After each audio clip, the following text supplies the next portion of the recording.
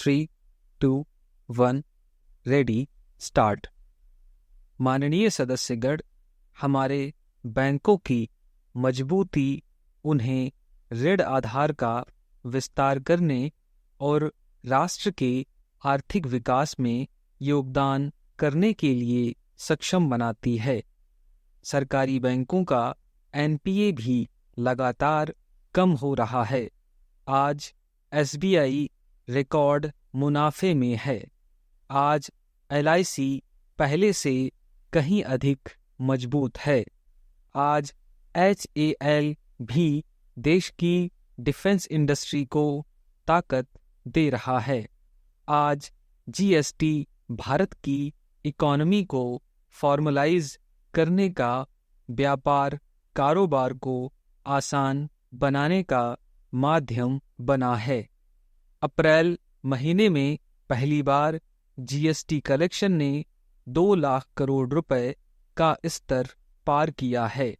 इससे राज्यों की आर्थिक ताकत भी बढ़ी है। डिजिटल इंडिया और डिजिटल पेमेंट्स के प्रति भी आज पूरा विश्व आकर्षित हो रहा है।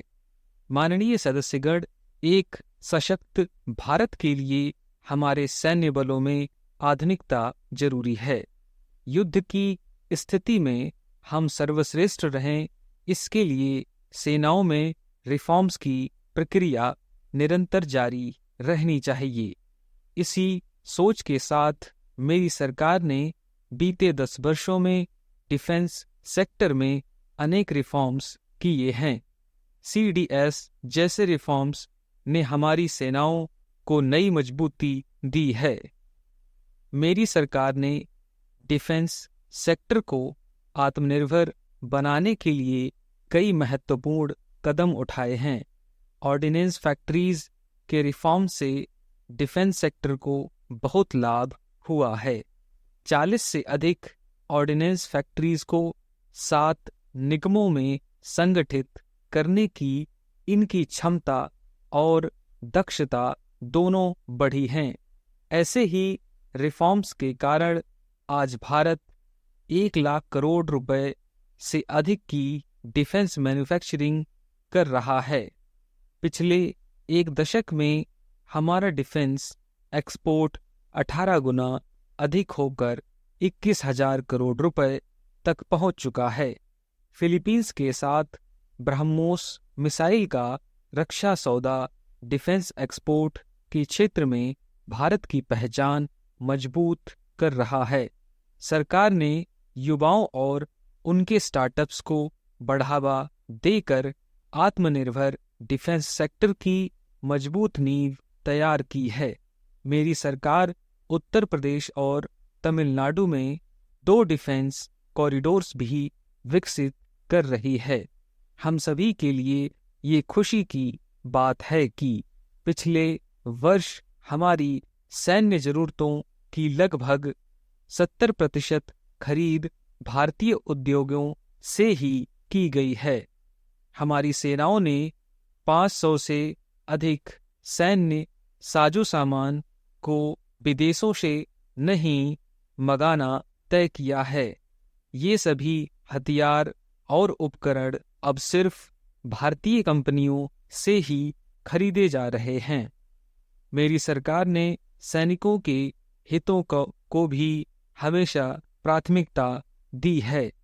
तभी 4 दशक के बाद 1 रैंक 1 पेंशन को लागू किया गया। इसके तहत अब तक 1,20,000 करोड़ रुपए दिए जा चुके हैं। शहीद सैनिकों के सम्मान के लिए सरकार ने कर्तव्य पथ के एक छोर पर नेशनल वॉर मेमोरियल की स्थापना भी की है। ये प्रयास केवल वीर जवानों के प्रति कृतज्ञ राष्ट्र का नमन ही नहीं है, बल्कि राष्ट्र प्रथम की अनवरत प्रेरणा का स्रोत भी है। माननीय सदस्यगण, मेरी सरकार देश के हर युवा को बड़े सपने देखने और उन्हें साकार करने के लिए जरूरी माहौल बनाने में जुटी है। बीते 10 वर्ष में ऐसे हर अवरोध को हटाया गया है जिसके कारण युवाओं को परेशानी थी। पहले अपने ही प्रमाण पत्र को अटेस्ट कराने के लिए युवाओं को भटकना पड़ता था। अब युवा सेल्फ अटेस्ट करके काम करते हैं। केंद्र सरकार की ग्रुप सी, ग्रुप डी भर्तियों से इंटरव्यू को खत्म किया गया है। पहले जो विद्यार्थी सिर्फ भारतीय भाषाओं में पढ़ाई करते थे, उनके साथ अन्याय की स्थिति थी। मेरी सरकार ने नई राष्ट्रीय शिक्षा नीति लागू कर इस अन्याय को दूर करने के लिए कदम उठाए हैं। युवाओं को अब भारतीय भाषाओं में इंजीनियरिंग की पढ़ाई का विकल्प भी मिला है। विगत 10 वर्षों में देश में 7 नए IIT, 16 IIIT, 7 IIM, 15 नए एम्स, 315 मेडिकल कॉलेज और 390 विश्वविद्यालय स्थापित किए गए हैं।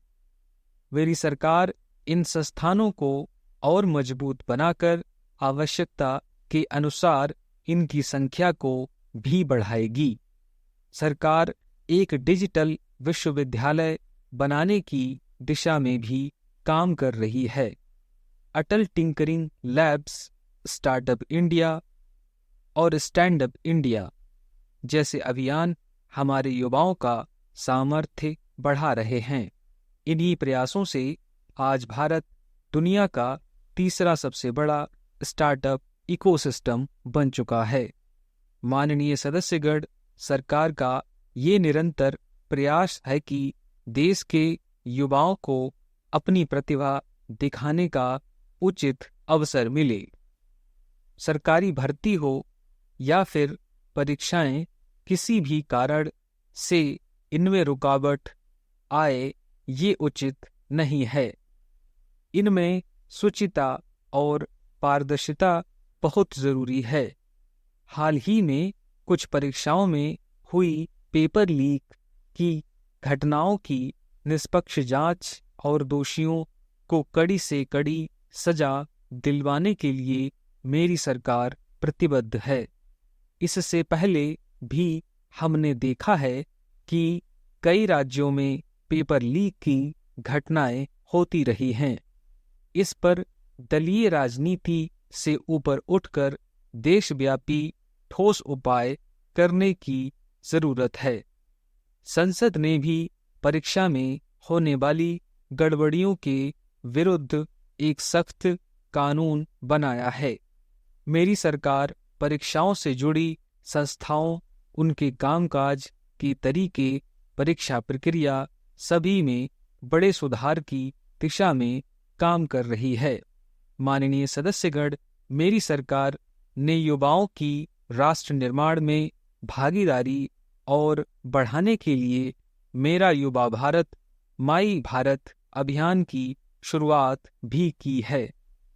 इसमें अब तक 1.5 करोड़ से अधिक युवाओं का पंजीकरण हो चुका है। इस पहल से युवाओं में नेतृत्व कौशल और सेवा भावना का बीजारोपण होगा। आज हमारे युवाओं को खेलों में भी आगे बढ़ने के नए अवसर मिल रहे हैं। मेरी सरकार के प्रभावी प्रयासों का परिणाम है कि भारत के युवा खिलाड़ी वैश्विक मंचों पर रिकॉर्ड संख्या में मेडल्स जीत रहे हैं।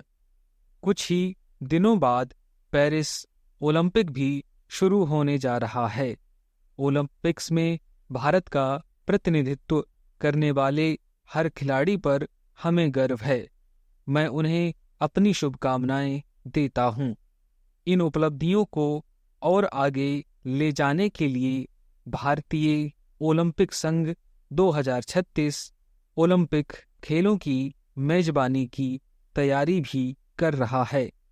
माननीय सदस्यगण, जुलाई की 1 तारीख से देश में भारतीय न्याय संहिता भी लागू हो जाएगी। अंग्रेजी राज में गुलामों को दंड देने की मानसिकता थी।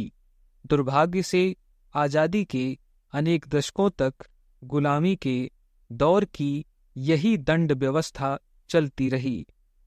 इसे बदलने की चर्चा अनेक दशकों से की जा रही थी, लेकिन ये साहस भी मेरी सरकार ने ही करके दिखाया है।